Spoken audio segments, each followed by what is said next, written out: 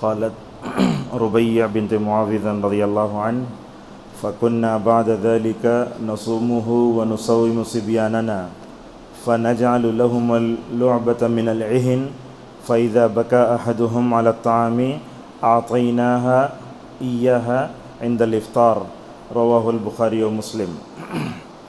आज के दर्स हदीस का उन्वान है रमज़ान में अपने बच्चों की तरबियत हम कैसे करें, और अगर हम अपने बच्चों को रोज़ा रखाते हैं तो क्या ये सही है, और रोज़ा रखाने से और आदत डालने से क्या फ़ायदा होता है, इसके बारे में गुफ्तगू करते हैं। एक सहाबिया हैं जिनका नाम है रुबैया बिन्त मुआविज़ रज़ियल्लाहु अन्हा।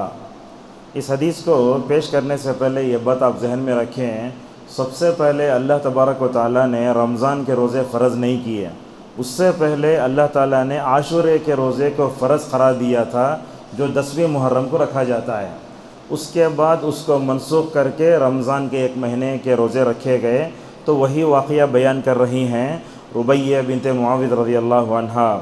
तो अल्लाह की नबी सल्लल्लाहु अलैहि वसल्लम ने जब रमज़ान के रोज़े फ़र्ज़ हो गए तो आपने कहा, जो चाहे आशूरे का रोज़ा रखे, जो चाहे छोड़े, अब वो नफिल हो गया। तो क्या कहती हैं, हम भी रोज़ा रखते और अपने बच्चों को भी नफिल रोज़ा रखाते थे। क्या है, देखो तरबियत ये। अब उनके लिए हम जो है काटन से ये खिलौना बनाते हैं। अगर बच्चे रोज़ा रख के खाने के लिए या कुछ भी इधर उधर ख्याल गया तो क्या करते, हम पेश करते और इफ़्तार के वक्त तक उनको मस्जिद में ले, बाद रिवायतों में आया है मस्जिद में लेकर चले आते दिल बहलाने के लिए। और दिल बहलाने के बाद जब रोते तो वो खिलौना देकर उन्हें क्या करते थे, दिल बहलाते थे। तो इस हदीस के ताल्लुक़ से चंद बातें हम आपके सामने बताते हैं। माह रमज़ान तरबियत का महीना है। हम सबको अपनी ज़ात की तरबियत करना, अपने घर वालों की तरबियत करना, अपने बच्चों की तरबियत करना चाहिए। लेकिन अफसोस ये है कि माँ बाप ख़ुद इस राज से वाकिफ़ नहीं हैं। रमज़ान का महीना आया तो हमने उसे खाने पीने का, शॉपिंग का, घूमने का महीना बना दिया है। हालांकि ये खाने का महीना नहीं है। ये क्या है, अपने नफ्स पर कंट्रोल करने, खाने पर कंट्रोल करने, अपने नफ्स से मुजाहदे का महीना है। रसूलुल्लाह सल्लल्लाहु अलैहि वसल्लम को देखो, रमज़ान का आखिरी अशरा आता तो अल्लाह के नबी अपने घर वालों की भी तरबियत करते थे। बच्चे बालिग़ होने के बाद मुकल्लफ़ होते हैं, तभी जो है उन पर जो है नमाज, रोज़ा और हज, नमाज रोज़ा वाजिब होता है। अगर इस्तिताअत हुई तो बड़े होकर हज भी उनके ऊपर वाजिब होता है। अल्लामा नववी रहमहुल्लाह इस हदीस की तशरीह में कहते हैं, इस हदीस से मालूम होता है कि बचपन से ही बच्चों को रोज़े की आदत डाली जाए ताकि उनके अंदर अल्लाह की इबादत और इताअत का जज्बा पैदा हो जाए। आजकल भी हम देखते हैं बहुत से मालदार लोग हैं, ना उम्रे को जाते, ना हज को जाते, ना दूसरों को भेजते, ना अपने बच्चों को हज कराते। आप जानते हैं इंडिया में वहीदुद्दीन खान एक शख्सियत थी, जानते हैं, दिल्ली के बहुत दीवाने उनके लोग। अल्लाह ताला उनको लिखने का सलीक़ा दिया, लेकिन हक़ को भी बातिल बना के पेश करता बंदा, और बहुत से लोग उनको पढ़ते भी हैं। उनके पास क्या था, वो इसराइल के एजेंट थे। वो उनके पास ग्रीन कार्ड था इसराइल का। ये कहकर दिया गया था कि आप हज को नहीं जाएंगे, ज़िंदगी भर हज को नहीं, कैसे मर गए। और हिंदुस्तान के भी अब्दुल कलाम देखते, बड़े बड़े मिसाइल बनाने वाले, उन्होंने भी कभी नहीं गए, बल्कि वो तमिलनाडु के रामेश्वरम में रहते थे। उन्होंने तो उनका पूरा ख़ानदान नाउज़ुबिल्लाह वो मतलब मंदिर की खिदमत करता था। ऐसे लोग हैं, मालदार होने के बाद भी हज को नहीं गए, यानी तो अपने बच्चों को नहीं दिखाया। मैं समझता हूँ ये अच्छी बात नहीं है। मुझे यह चीज़ याद आ गई। इस वक्त इंडोनेशिया में तो किसी भी लड़की की शादी उस वक्त तक नहीं होती जब तक कि वो हज नहीं करती। इसीलिए देखेंगे इंडोनेशिया लड़कियां बहुत आती हैं, जब तक हज करवाती शादी नहीं होती। लिहाजा इस तरीके से अल्लाह ने आपको माल दिया है और अल्लाह ने आपको ताकत भी दी है, तो क्या बेहतर है कि आदमी अपने घर वालों के साथ हज को जाए जो है और जो है उम्रा कराए। देखो कैसा है, साइब बिन यजीद रज़ियल्लाहु ताला अन्हु फरमाते हैं, मेरे अब्बा मुझे मेरे वालिद मोहतरम मुझे अपने साथ ले गए, जबकि अल्लाह की नबी सल्लल्लाहु अलैहि वसल्लम ने हज फरमाया। देखो क्या है सहाबा की हिर्स, बोलते हैं 7 साल का हूँ माशाल्लाह हज कर लिया हूँ। तो इस तरीक़े से हमें समझ में आता है कि बचपन ही में अगर बच्चों को हरमैन दिखा दिए, उसका फ़ायदा क्या होता। बच्चे अजमेर भी बंदा नवाज़ की दरगाह से कराहत करेंगे।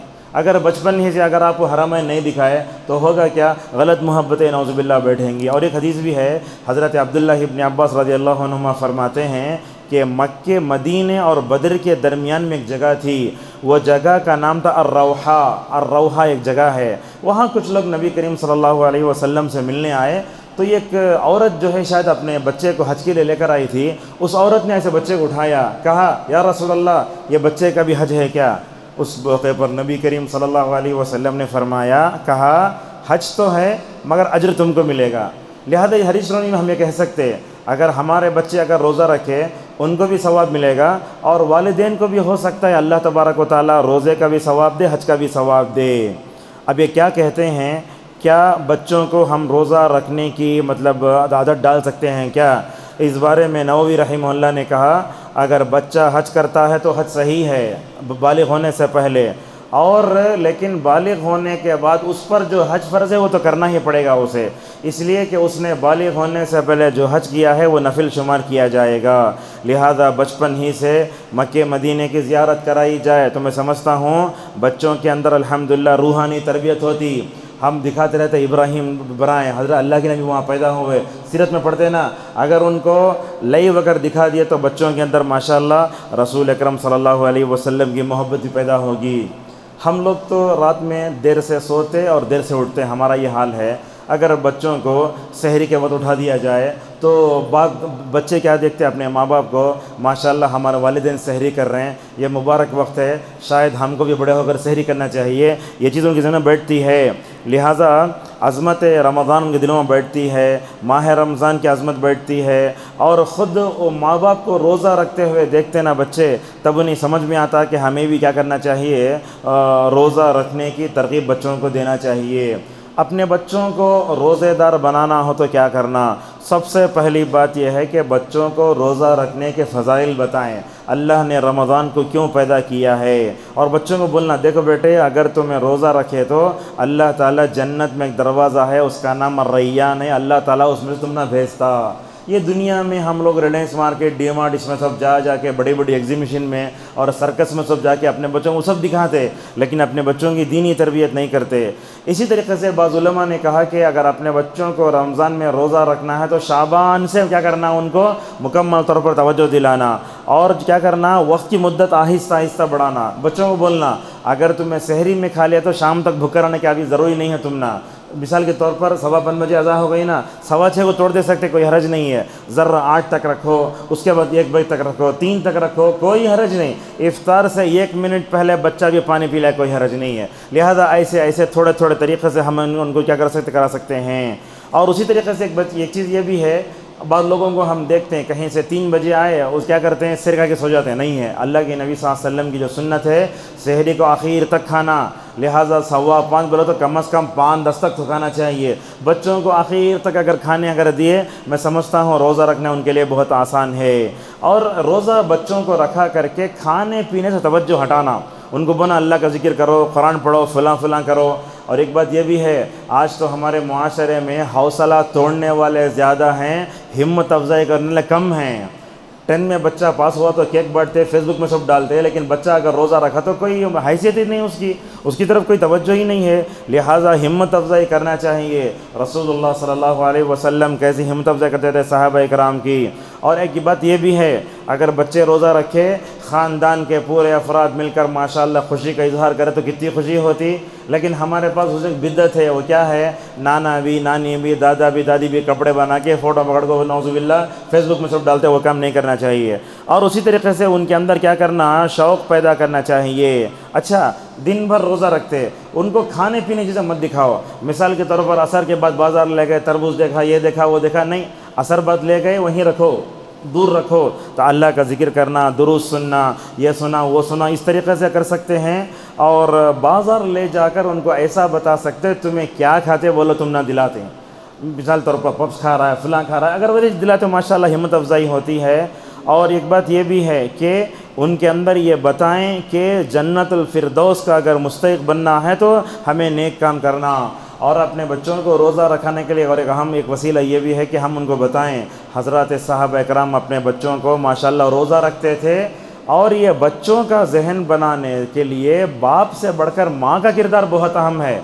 इसीलिए देखो, ये बच्चों को रोज़ा रखाने की जो हदीस है मर्द से नहीं आई, औरत से आई है। और वो भी कैसा, हम हम का मतलब कि ये एक वाक़या नहीं है, बल्कि अहद रिसालत में ऐसा लगता है माशाल्लाह बहुत रोज़ा रखते थे। और उसी तरीके से और एक बात भी है, रमज़ान के औलाद में जो रमज़ान में औलाद की तरबियत जो होती ना, रोज़ा रखने से बच्चों के दिल में क्या बोलता, ये महीना अल्लाह ताला के शायर में से, उसका एहतराम करना चाहिए और अल्लाह से मोहब्बत पैदा होती। बच्चों को बोलना, देखो तुम्हें जो भूखे रहते हैं ना, तुम्हारे मुंह से जो बदबू आती है वो अल्लाह के पास मुश्त ज़्यादा पसंदीदा है। तुम्हारे होंठ जो सुकरें और तुम्हारा पूरा जिस्म जो रोज़ा रखे हुए है, इसका अल्लाह के पास बड़ा अजर है। बच्चे के अंदर खैर का जज़ा पैदा होता, अल्लाह का डर भी पैदा होता, इखलास पैदा होता, रियाकारी नहीं आती। और इसमें हमारे लिखा है, बच्चे अगर रोज़ा रखें, इफ्तार या सहरी में तस्वीरें न लें। आजकल तो सेल्फ़ी फ़ोटो है हर जगह। बोलते हैं पहले लोग हज को जाते, उम्रे को जाते, काबतुल्लाह के अतराफ़ में घूमते तो कुरान लेकर घूमते थे। आजकल तो लोग तवाफ़ करते हैं, लाइव बताते हैं मैं जो उम्रे को जा रहा हूँ। क्या हो गया, हज क्या, हज उम्रा पिकनिक बन गया है। लोग हज को जा करते, कुछ भी ज़िंदगी में तब्दीली नहीं है, ये बात है।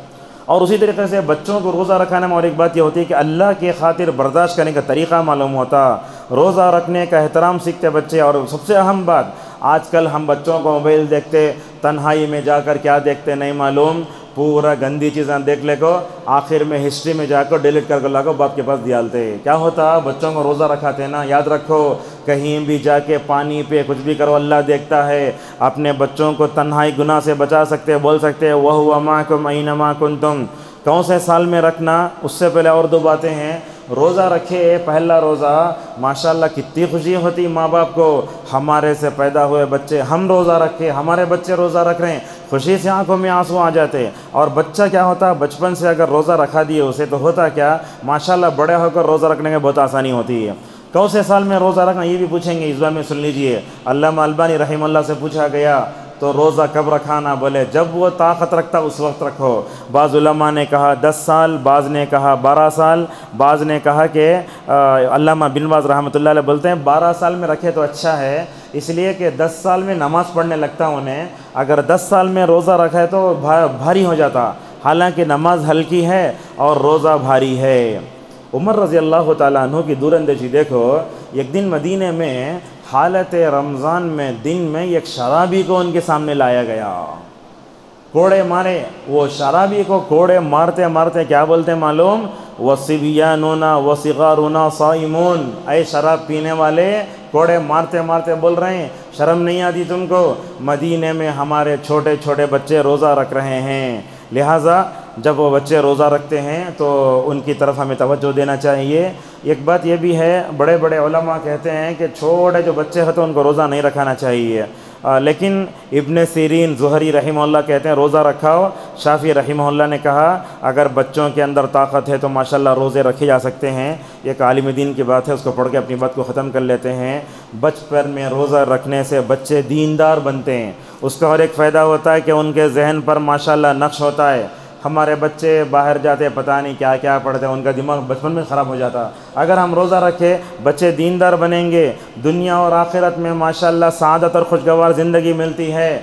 अगर माँ बाप की तवज्जो की वजह से बच्चे रोज़ा रखें, दोनों अजर में बराबर के शरीक हैं। और आज के बच्चे आप देखो, ये मेरे सबके हों, बच्चे जिस्मानी तौर पर भी कमज़ोर, रूहानी तौर पर भी कमज़ोर, उनकी दुआएं नहीं पढ़ाते, उनको जो है ज़िंदगी तरीक़ा नहीं सिखाते।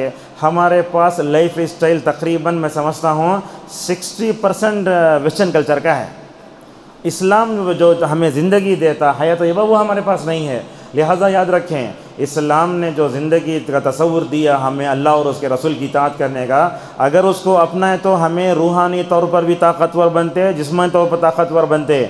अगर हम अपने बच्चों को बचपन से रोज़ा रखने आदत नहीं डाले तो होता क्या, बदबख्ती आती है और बड़े होकर नाउज़ुबिल्लाह ऐसे ही होता है। बल्कि बाज़ माँ बाप को ऐसे भी देखते हैं हमें, अगर बच्चा रोज़ा रखा उठाया तो भी सुलालते हो, नहीं उठाए तो उठने तो क्या हो गया, लाइट डालो, ले लग जाके ब्रश कराओ, मिसवाक कराओ, कुछ भी करो। ऐसे था।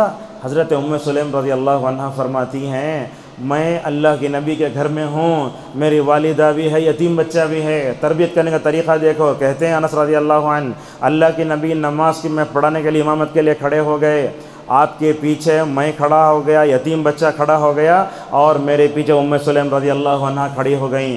बहरहाल ये रोज़ा बहुत अच्छी चीज़ है। अपने बच्चों की तरबियत कीजिए। और ये बात याद रखिए, ये बच्चे हैं ना, अमानत भी हैं और आजमाइश भी हैं, नेमत भी हैं, आजमाइश भी हैं। अगर हम इनकी सही तरबियत करें, अल्लाह के पास जवाब देना आसान होगा। अगर हम इनकी तरबियत नहीं कर ऐसे ही छोड़ दिए, अल्लाह तबारक व तआला के सामने क्या जवाब देंगे, हमको सोचना चाहिए। अल्लाह ताला से हमारी दुआ है, अल्लाह ताला हम सबको औलाद की इस नेमत को पाकर उनकी सही और दीनी तरबियत करने की तौफीक अता फ़रमाए। आमीन। व आखिर दावाना अनिल हम्दुलिल्लाहि रब्बिल आलमीन।